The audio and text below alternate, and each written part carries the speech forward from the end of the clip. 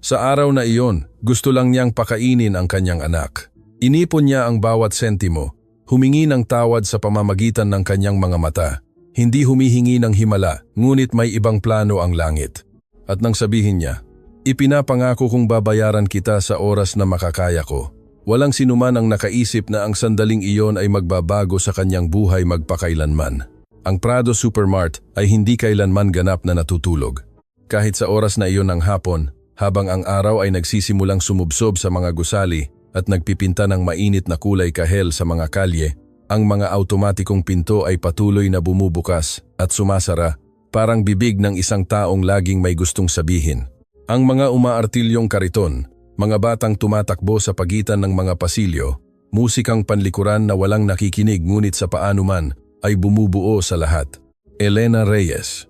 Pumasok siya na mahigpit na nakayakap si Tomas sa kanyang dibdib. Malaki ang dilat ng mga mata ng bata. Ang malalaki at mausisa nitong mga mata na sumisipsip sa lahat ng walang salaan, walang takot, taglay ang inosensyang taglay lamang ng mga hindi pa nakakaalam kung gaano kahirap ang mundo. Nakasuot siya ng medyo kupas na asul na t-shirt at ang maliliit nitong braso ay nakapulupot sa leeg ng kanyang ina na may lubos na tiwala na para bang iyon ang pinakaligtas na lugar sa universo. At para sa kanya, iyon nga, diretso si Elena sa seksyon ng mga pangunahing bilihin ng walang paligoy-ligoy nang hindi tumitingin sa mga promo ng mga produktong hindi niya kayang bilhin.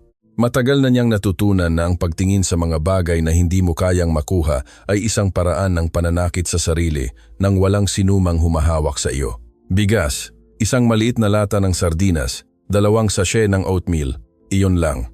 Inilagay niya ito sa conveyor belt nang may kapanatagan na inabot niya ng maraming taon upang matutunan. Iniunat ni Tomas ang kanyang kamay patungo sa isang makulay na kahon sa display sa tabi ng sa counter na may inosenteng pagkausyoso na taglay ng mga bata kapag may kumikinang. "Huwag, mahal ko," bulong ni Elena. Mahinang hinawakan ang kamay nito. "Hindi ngayon." Hindi nagprotesta ang bata. Napakabata pa niya upang lubos na maunawaan, ngunit napakatalino upang hindi maramdaman. Inihilig niya ang kanyang ulo sa balikat ng kanyang ina at nanatiling tahimik na para bang alam niyang sapat na ang pasanin ng kanyang ina. Si Aling Carmen, ang kahera, ay nagsimulang ipasa ang mga produkto nang hindi tumitingin sa kanya. Ang maraming taon sa likod ng counter na iyon ay nagturo sa kanya na basahin ang mga tao sa isang sulyap lamang. Alam niya kung sino ang nagbabayad gamit ang credit card nang hindi tumitingin sa halaga. Alam niya kung sino ang nagbibilang ng bawat piso bago dumating. At alam niya nang hindi na kailangang magtanong kung saang kategorya nabibilang ang batang babaeng ito na may anak sa bisig at nakakuyom ang panga. Nagbigay ng huling tunog ang makina. 87 piso at 50 sentimos, sabi ni Aling Carmen, sa boses na walang buhay ng isang paulit-ulit na nagsasabi ng parehong bagay daan-daang beses sa isang araw. Tumango si Elena, inilagay ang kanyang libreng kamay sa bulsa ng kanyang pantalon at inilabas ang kanyang dala, isang nakatuping pera at isang dakot ng barya. Inilagay niya ang mga ito isa-isa sa conveyor belt nang may pagkakonsentra na masakit tingnan. Gumagalaw ang kanyang mga labi ng tahimik habang siya ay nagbibilang. 70, 75, 80. Huminto siya. Muling sinuri ang bulsa. Una ay dahan-dahan, pagkatapos ay mas madalian, pagkatapos ay may tahimik na pagkasiphayo na walang ingay ngunit bumubuo sa lahat. Wala nang iba. Tiningnan siya ni Tomas nang hindi lubos na nauunawaan. Ngunit nararamdaman ang pagbabago sa katawan ng kanyang ina, ang maliit na panginginig na hindi dulot ng ginaw. Naghihintay si Aling Carmen na may ekspresyon ng isang taong nakakita na ng ganitong eksena ng maraming beses at matagal nang hindi nagugulat. Sa likod ni Elena, nagsimulang gumalaw ang pila na may tahimik na pagkaasiw na nagiging maingay kapag walang sinumang nagsasalita. Nag-angat ng tingin si Elena. "Miss?" sabi niya na halos hindi matatag ang boses. "Kulang ako ng 7 piso at 50 sentimos. Siya, lumunok. "Ipinapangako kong babalik ako bukas at babayaran kita." "Sumpa ko po, para lang po ito sa hapunan ng anak ko."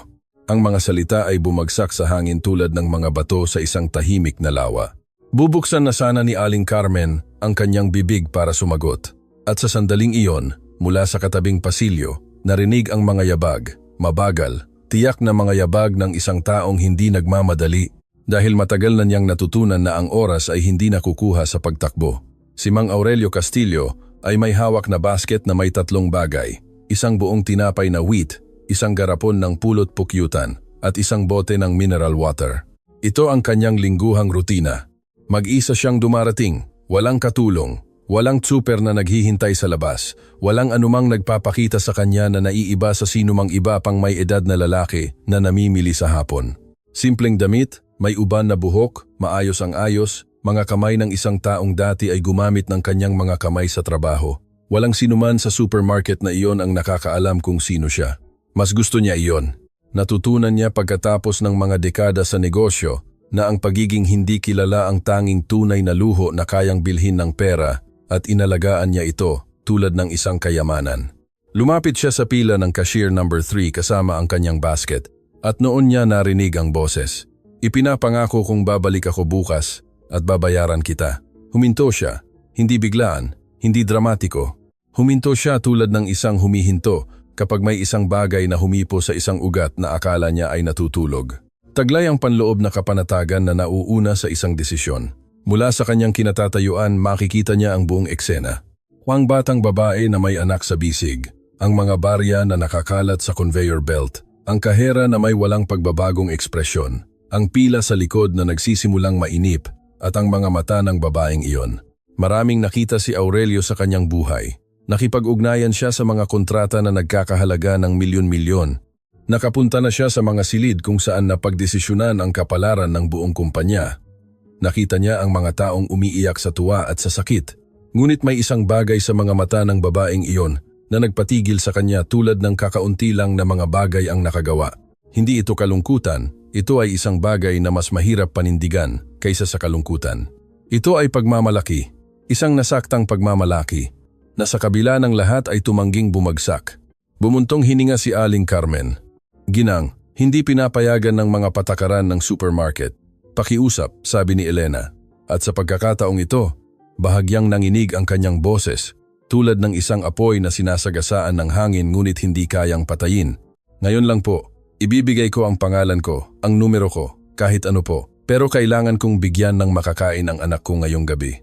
Si Tomas, na tahimik lang sa buong oras, ay bahagyang gumalaw at tiningnan ang kahera gamit ang malalaking mata nang walang sinasabi.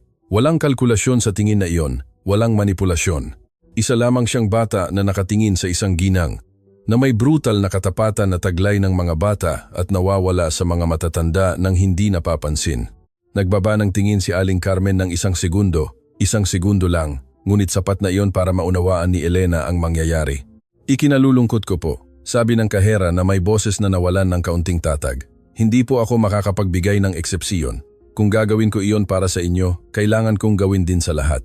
Dahan-dahang tumango si Elena. Pinulot niya ang mga barya mula sa conveyor belt gamit ang kanyang libreng kamay, isa-isa, nang walang pagmamadali, nang walang anumang senyas. Ibinalik niya ang mga ito sa bulsa. Pagkatapos ay tiningnan niya ang mga produkto. Ang bigas, ang lata ng sardinas, ang mga sachet ng oatmeal. Pwede po bang sa inyo na lang ito? Tanong niya. Itinuro ang maliit na lata ng sardinas. Sapat na po ang dala ko para sa bigas at oatmeal. Iiwan ko na po ang sardinas. Sa sandaling iyon, eksaktong sandaling iyon, nang magdesisyon si Mang Aurelio Castillo, lumakad siya patungo sa kahera ng tahimik, nang hindi umaakit ng atensyon na parang isang taong lumalapit lang para magbayad. Inilagay niya ang kanyang basket sa conveyor belt sa tabi ng mga produkto ni Elena at tiningnan si Aling Carmen. Isama mo na lahat, pakiusap, sabi niya sa mahinahong boses. Tiningnan siya ni Aling Carmen nang hindi nauunawaan. Paano po? Isama mo na lahat, ang mga produkto ng ginang at ang akin sa isang account. Biglang lumingon si Elena. Nagtama ang kanilang mga mata ni Aurelio at sa mga ito ay may halo-halong bagay na hindi niya alam kung paano ayusin. Pasasalamat, kahihiyan, pagmamalaki, ginhawa at iba pa, isang bagay na wala pang pangalan. Hindi, sabi niya ng matatag. Salamat, pero hindi ako tumatanggap ng limos. Ang salitang limos ay bumagsak sa pagitan nila tulad ng isang matalas na bagay. Hindi nagulat si Aurelio. Tiningnan niya ito ng may kapanatagan na hindi kawalang bahala, kundi isang bagay na lubos na naiiba. Ito ay paggalang. Hindi ito limos, sagot niya nang hindi itinaas ang boses. Ayoko lang pumila mag-isa, at ginagawa mo sa akin ang pabor na hayaan akong maunang magbayad. Binuksan ni Elena ang kanyang bibig, isinara. Tiningnan ni Tomas ang lalaki ng may pagkaosyoso at pagkatapos ay binigyan siya ng maliit na ngiti ng mga ngiting ibinibigay ng mga bata nang walang iniisip na para bang alam nila kung kailan eksaktong kailangan. Ngumiti pabalik si Aurelio. Pagkatapos ay muling tiningnan si Aling Carmen nang may kapanatagan na hindi tumatanggap ng pagtatalo. Magkano ang lahat? Sa labas, tuluyan nang sumuko ang araw at ang mga ilaw sa parking area ay nagsimulang magsindi isa-isa tulad ng mga bituin na sinisindihan ng kamay. Lumabas si Elena na may hawak na kanyang bag at mahigpit na nakakapit si Tomas. Lumakad siya ng ilang hakbang at pagkatapos ay huminto. Lumingon siya. Lumabas si Aurelio sa likuran niya na may maliit na basket nang walang pagmamadali na parang walang hinihintay. Bakit mo ginawa iyon? Direktang tanong ni Elena. Hindi ito kawalan ng tiwala, ito ay tapat na tanong ng isang taong kailangang maunawaan ng mundo upang makakilos dito. Huminto si Aurelio sa harap niya. Tiningnan niya ito sandali bago sumagot. Dahil maraming taon na ang nakalipas, may gumawa ng katulad nito para sa akin at ang taong iyon ay wala na upang maibalik ko sa kanya. Ginagawa ko ito sa ibang paraan. Sandali siyang huminto. Pinagmasdan siya ni Elena gamit ang mga matang walang nakatakas. Hinahanap niya ang patibong, hinahanap niya ang anggulo dahil itinuro sa kanya ng buhay na ang mga tao ay hindi gumagawa ng mga bagay ng walang gusto bilang kapalit. Ngunit sa mukha ng lalaking iyon, wala siyang nakita kundi isang uri ng pagod na kapayapaan. Ang kapayapaan ng isang taong nawalan ng malaki at natutong mamuhay kasama ang pasaning iyon ng hindi nadudurog.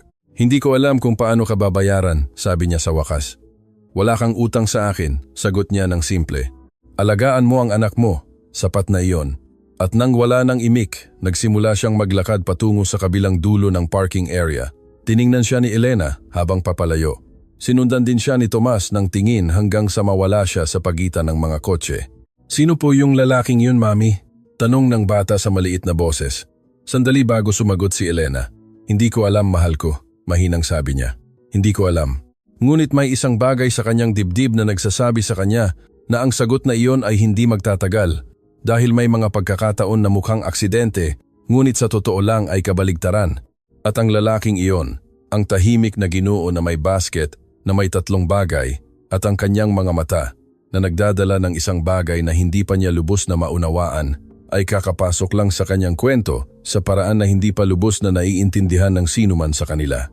Ang hindi alam ni Elena noon ay si Mang Aurelio Castillo ay hindi rin lumabas ng supermarket na katulad ng pagpasok niya dahil nakita rin niya ito at nakakita siya ng isang bagay na matagal na niyang hinahanap nang hindi niya alam na hinahanap niya. Isang bagay na ng gabing iyon, habang nagmamaneho pabalik sa kanyang malaki at tahimik na bahay, ay hindi niya maalis sa kanyang isip ang mga matang iyon. Ang pagmamalaking iyon, ang pangakong iyon na binigkas ng malakas, kahit nakapalit nito ang lahat. Ipinapangako kong babayaran kita sa oras na makakaya ko. 4 na simpleng salita, tapat. Ang pinakamatapang na narinig niya sa mahabang panahon. Nang gabing iyon, pinatulog ni Elena si Tomas na busog ang tiyan. Ito ay isang simpleng pangungusap, halos karaniwan. Ang uri ng pangungusap na milyon-milyong ina sa mundo ay hindi man lang napapansin dahil para sa kanila, ito ang pinakamababa, ang pangunahing, ang inaasahan. Ngunit para kay Elena, ang gabing iyon ay nangangahulugan ng lahat. Habang natutulog ang bata na may humihingal na paghinga at nakabukaka ang maliliit na braso sa unan, nanatili siyang nakaupo sa gilid ng kama at tinitingnan ito. Ganoon, nang tahimik, nang walang ginagawa kundi ang panoorin itong huminga. May isang bagay sa imaheng iyon na bumubuo at nagdudurog sa kanya sa parehong oras. Ang batang iyon ang kanyang dahilan upang bumangon tuwing umaga. Ito rin ang kanyang pinakamalupit na paalala ng lahat ng hindi pa niya maibibigay. Dahan-dahan siyang bumangon nang walang ingay at pumunta sa kusina. Maliit ang apartment, 3 silid na binilang nang may pagkabukas palad. May mga marka ang mga dingding na kanyang tinatakpan ng mga drawing ni Tomas sa mga pahina ng kuwaderno at idinidikit niya ng maingat na parang mga obra maestra sa isang museo. May basag na baldosa ang sahig malapit sa bintana na gumagawa ng kakaibang tunog kapag tinatapakan at natutunan na ni Elena na iwasan ito ng automatiko kahit sa gabi, kahit sa dilim. Ang apartment na iyon ay sa kanya, inupahan, oo, luma, oo, ngunit sa kanya. At ng gabing iyon, habang nagpapainit ng tubig para sa tsaa na iinumin niya ng mag-isa sa katahimikan, inisip niya ang lalaki sa supermarket. Inisip niya ang kanyang mga mata, ang kapanatagan na hindi ka walang malasakit sa mga salitang iyon. Alagaan mo ang anak mo. Sapat na iyon. Sino ang nagsasalita ng ganoon? Sino ang nagbabayad ng bill ng isang estranghero at pagkatapos ay umalis ng hindi man lang humihingi ng pasasalamat? Natutunan ni Elena mula pa pagkabata na ang mga tao ay hindi gumagawa ng mga bagay ng walang dahilan, na ang kabutihang loob ng walang nakikitang motibo ay halos laging mayroong nakatagong motibo. Natutunan niya iyon sa mahirap na paraan sa mga taon, na pinaniniwalaan pa rin niya na ang mundo ay mas mabuti kaysa sa naging ito. Ngunit may isang bagay sa lalaking iyon na hindi umaayon sa kanyang alam at mas nagpapabagabag sa kanya kaysa kung perpekto itong umaayon. Pinatay niya ang apoy, iniwan ang tsaa ng hindi ininom, pumunta sa silid at humiga sa tabi ni Tomas, nakatingin sa kisame hanggang sa daigin siya ng pagod. Ang huling naisip niya bago matulog ay kailangan niyang makahanap ng trabaho bukas dahil ang sardinas mula sa supermarket ay hindi magtatagal magpakailanman. Makalipas ang ilang araw, tumama ang realidad ng may malupit na katumpakan na taglay nito kapag wala ka nang mawawala. Nagpadala si Elena ng kanyang resume sa 14 na magkakaibang lugar sa mga nakaraang linggo, mga tindahan, restaurant, opisina, bodega, anumang bagay na magbabayad ng sapat para sa upa, mga bill at kaunting pagkain. Wala na siyang hinihingi pa. Matagal na niyang itinigil ang humingi ng higit pa. 3 ang dumating na sagot. Isang nagsasabing napunan na ang posisyon. Ang isa ay walang sinabi, isang digital na katahimikan lamang na mas masahol pa kaysa sa pagtanggi.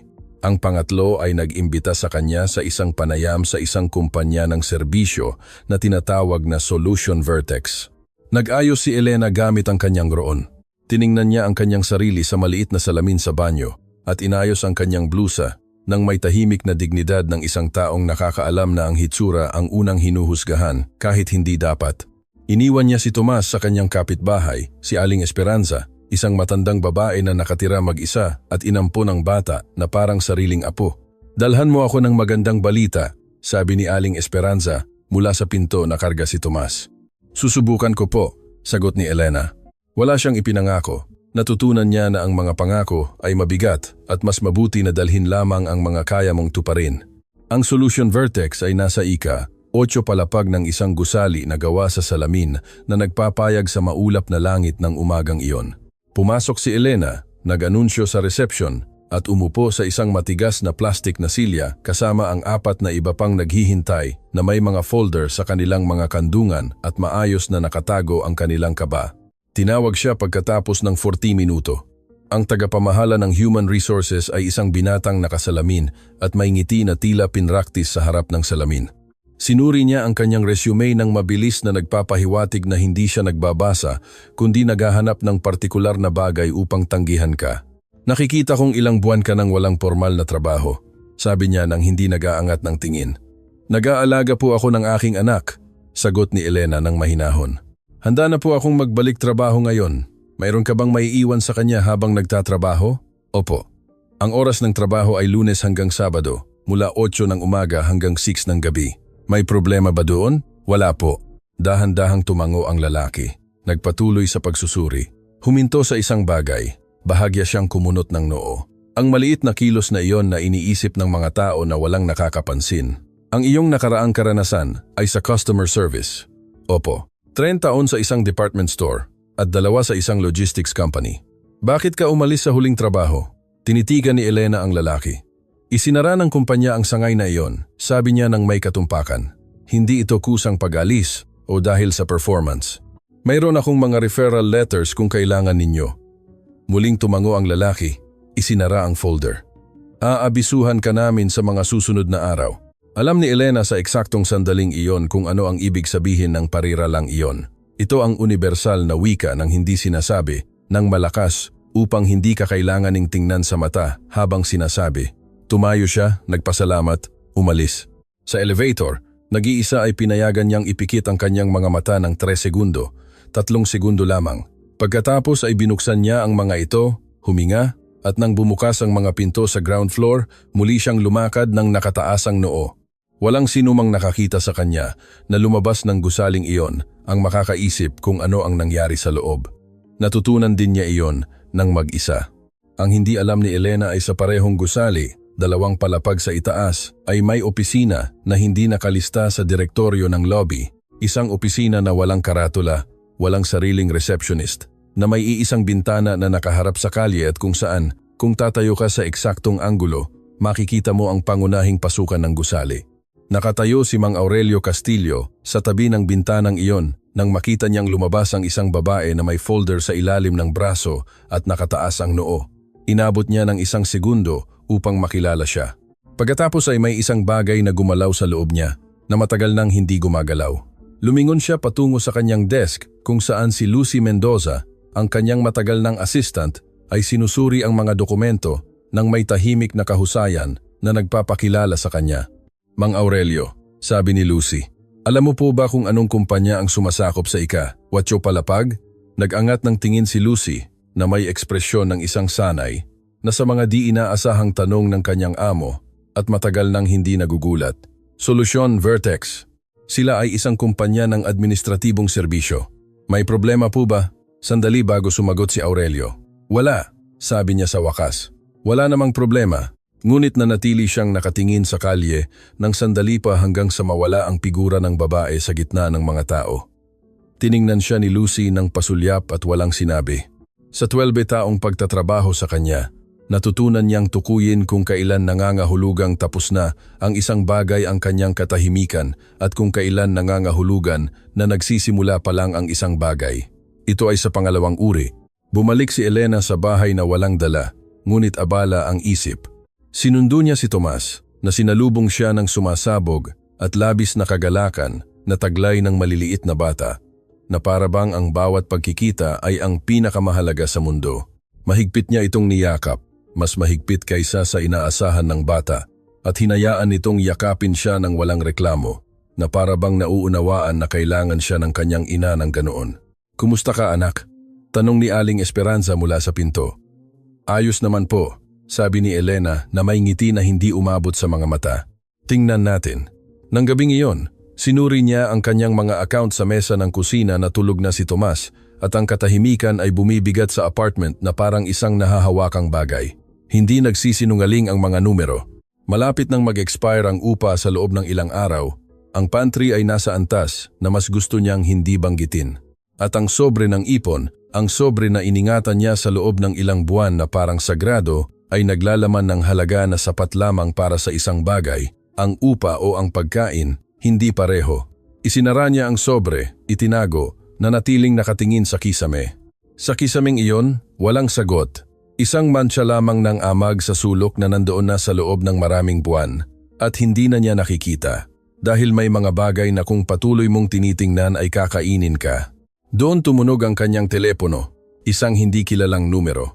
Nag-aalangan siya. Halos hindi niya sinagot, ngunit may isang bagay, ang maliit na instinto na minsan ay mas nakakaalam kaysa sa rason, ang nagtulak sa kanya na pindutin ang screen. Hello, Miss Elena Reyes. Ito ay isang boses ng babae, profesional, mahinahon. Opo, ako po ito. Ako po si Lucy Mendoza, Assistant Director po ako sa Castillo at mga kasosyo group. Tinatawagan ka po namin dahil ang profile mo po ay inirekomenda para sa isang administratibong bakante na available sa amin. Mayroon ka po bang availability para sa isang panayam ngayong linggo? Hindi agad sumagot si Elena. Mas mabilis ang kanyang isip kaysa sa kanyang mga salita. Castillo at mga kasosyo. Ang apelyido ay umalingaw-ngaw sa kanya sa paraan na hindi niya maipaliwanag, tulad ng kapag nakarinig ka ng isang himig na hindi mo maalala na natutunan mo. Ngunit sa paanuman ay alam mo. Paano niyo po nakuha ang impormasyon ko? Tanong niya ng maingat. Nagkaroon ng maikling paghinto sa kabilang linya. Sa pamamagitan po ng isang internal na proseso ng paghahanap ng profile, sagot ni Lucy ng natural. Ang resume mo po ay lumabas sa aming paghahanap. Kung mas gusto mong hindi magpatuloy, lubos naming nauunawaan. Tiningnan ni Elena ang silid kung saan natutulog si Tomas. Inisip niya ang sobre, ang kisame, ang mga numerong hindi bumabagay. Hindi po, sabi niya. Interesado po ako. Kailan po ang panayam? Kinabukasan, dumating si Elena nang maaga sa mga opisina ng Castillo at mga kasosyo group. Ito ay isang gusali na naiiba sa Solution Vertex, mas discreet sa labas, nang walang sumasalamin na salamin o marangyang reception. Ngunit sa loob, May isang bagay na minsan ay hindi makita sa mga mamahaling gusali. Isang kaayusan na nararamdaman na totoo, hindi lamang palamuti. Sinalubong siya ng isang tahimik na babae na may nakatirintas na itim na buhok. "Ako po si Lucy," sabi niya. Iniaabot ang kanyang kamay. "Salamat sa pagdating mo." Binati siya ni Elena at sinundan ang kanyang mga hakbang sa isang malawak na pasilyo patungo sa isang meeting room na may mahabang mesa at dalawang silya na magkaharap. Umupo siya. Inilabas ang kanyang folder. Naghintay. Umupo si Lucy sa harap niya at binuksan ang isang notebook. Ang sumunod ay ang pinakakakaibang panayam na naranasan ni Elena sa kanyang buhay. Hindi dahil mahirap ang mga tanong, kundi dahil wala sa mga tanong ang tungkol sa kanyang resume. Paano mo hinaharap ang mga sitwasyon kung saan limitado ang mga resources ngunit hindi limitado ang mga responsibilidad? Tanong ni Lucy. Ano ang ginagawa mo kapag hindi available ang isang halatang solusyon at kailangan mong mag-improvise? Kailan ang huling pagkakataon na kailangan mong gumawa ng isang mahirap na desisyon ng mag-isa nang walang suporta? At ano ang ginawa mo? Sumagot si Elena sa bawat tanong ng may direktang katapatan na kanyang natural na paraan ng pamumuhay, nang walang palamuti, nang hindi sinusubukang magpaimplasyon, nang hindi sinasabi ang sa tingin niya ay gusto nilang marinig. Nang matapos, isinara ni Lucy ang kanyang notebook at tiningnan siya sandali. "Maghintay po kayo dito sandali." Tumayo siya at lumabas ng silid. Naiwan si Elena ng mag-isa. Tiningnan niya ang mesa, ang bintana, ang sarili niyang mga kamay sa ibabaw ng folder at sa katahimikan na iyon, narinig niya mula sa pasilyo ang isang boses na kanyang nakilala bago niya naintindihan kung bakit niya ito nakilala. Malalim, tahimik, taglay ang partikular na bigat ng isang taong hindi kailangang magsalita ng malakas upang pakinggan. May nanlamig sa loob niya. Dahan-dahan siyang bumangon, lumakad, patungo sa nakabukas na pinto. At sa dulo ng pasilyo, nakatalikod sa kanya. Kausap si Lucy ng mahina, nandoon ang lalaki sa supermarket, ang parehong lalaki. Ang parehong, umurong si Elena ng isang hakbang. Ang kanyang puso ay kumakaba ng may lakas na hindi takot, ngunit hindi rin lubos na iba pagkakataon. Ang salita ay dumaan sa kanyang isip at nawala na lang. Dahil si Elena ay napakatalino upang maniwala sa ganoong kalaking pagkakataon. Tinulungan siya ng lalaking iyon sa supermarket at ngayon, sa paraan na hindi pa niya lubos na maunawaan, lumitaw siya sa lugar kung saan siya tinawagan para sa isang panayam sa trabaho. Ang tanong ay hindi kung may koneksyon. Ang tanong ay anong uri ng koneksyon iyon at kung dapat siyang manatili upang alamin ito o tumakbo bago pa huli ang lahat. Hindi tumakbo si Elena. Bagamat may bahagi sa kanya na gustong gawin iyon, bagamat ang kanyang mga paa ay eksaktong humihingi niya ng lumingon, tawirin ang pasilyo, bumaba sa hagdan, at hindi lumingon, ngunit may isang bagay na mas malakas kaysa sa takot ang nagaganap sa loob niya sa sandaling iyon. Isang bagay na kanyang nabuo sa loob ng maraming taon ng paggawa ng mahirap na desisyon ng mag-isa, ng walang lambat, ng walang sinumang sasalo sa kanya kung siya ay mahuhulog. Kung gusto siyang saktan ng lalaking iyon, hindi niya ito gagawin ng ganito. Hindi sa isang formal na panayam, kasama ang isang profesional na assistant, kasama ang isang meeting room at isang notebook ng mga tanong. Ang mga taong may masamang intensyon ay hindi gumagawa ng ganoong komplikadong senaryo para sa mga taong walang maibibigay sa kanila. At si Elena ay walang maibibigay sa sinuman. Iyon, sa kabilang banda, ay nagpatahimik sa kanya.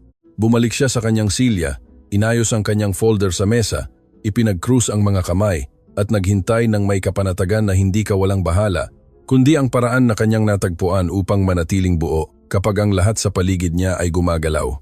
Bumalik si Lucy sa silid pagkalipas ng 2 minuto. Mag-isa, paumanhin sa paghihintay, sabi niya. Umupo ng natural. May huling minutong konsultasyon ako. Ipagpatuloy natin. Sige po, sagot ni Elena. Tiningnan siya ni Lucy sandali ang uri ng mabilis na tingin na nagtatasa, nang hindi lumilitaw na nagtatasa.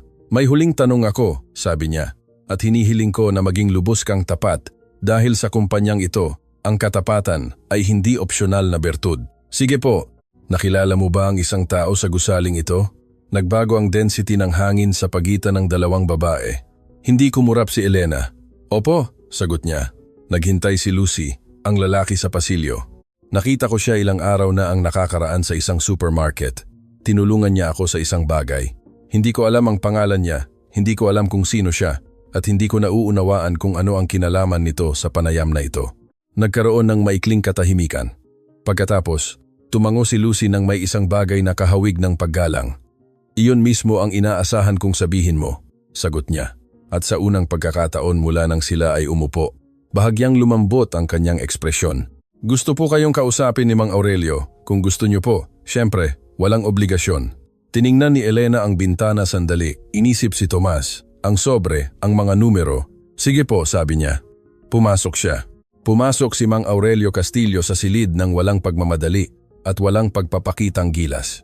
Walang anumang sa kanyang kilos ang nagsasabing milyonaryo. Walang nagsasabing makapangyarihan, mahalaga o nakatataas. May isang bagay na mas mahirap pekein kaysa sa lahat ng iyon. May isang taong lubos na komportable sa kanyang pagkatao nang hindi na kailangang patunayan ito sa sinuman. Umupo siya sa harap ni Elena. Tiningnan niya ito ng diretsyo, ng walang paligoy-ligoy, ng walang formal na ngiti na ginagamit ng mga tao kapag hindi nila alam kung paano magsimula. Sa tingin ko may mga tanong ka, sabi niya. Marami po, sagot niya nang may parehong pagiging direkta. Itanong mo, hindi nag-alinlangan si Elena, paano niyo po nahanap ang impormasyon ko? Sumagot si Aurelio nang hindi lumilihis ang tingin. Nang lumabas ako ng supermarket noong araw na iyon, may isang bagay na hindi nagpatigil sa akin. Hindi ito kawanggawa. Gusto kong maintindihan mo iyon. Ito ay pagkilala. May nakita ako sa iyo sandali siyang huminto. Hinahanap ang eksaktong salita na nangangailangan ng mas maraming konteksto. Humingi ako kay Lucy na maghanap ng mga profile sa mga database ng mga kandidato na ibinabahagi ng ilang kumpanya sa lugar para sa proseso ng pagpili. Ang iyong resume ay nakarehistro doon sa loob ng ilang linggo nang walang sagot. Naproseso iyon ni Elena. At kung hindi iyon nakarehistro sa database, sa totoo lang, hindi ko alam, sabi ni Aurelio. Ngunit nandoon, at narito tayo. Hindi kumpleto ang sagot. Alam nilang dalawa iyon, ngunit tapat ito. At iyon ay mas mahalaga kaysa sa isang perpektong paliwanag na ginawa upang maganda pakinggan. Pangalawang tanong, patuloy ni Elena. Ano po ang gusto niyo sa akin? Bigyan ka ng trabaho, wala nang iba. Bakit po?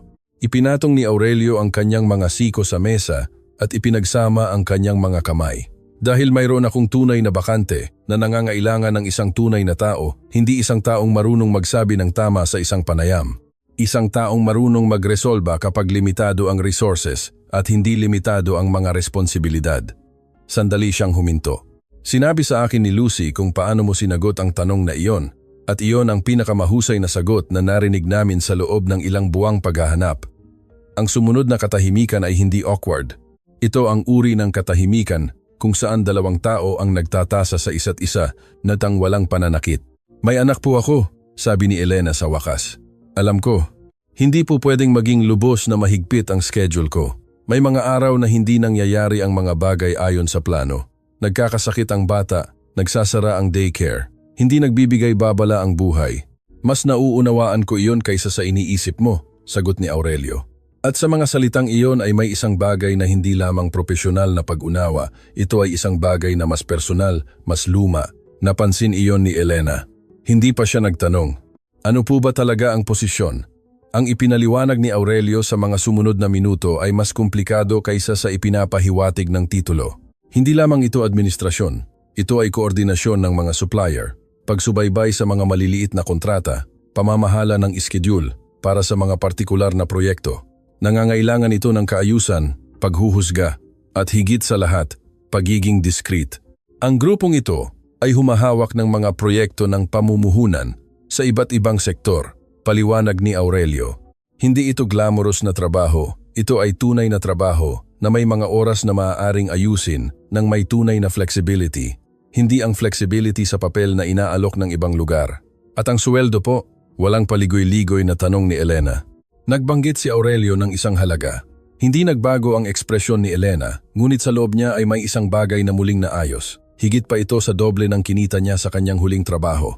Ito ay sapat para sa upa, pagkain, at iba pa.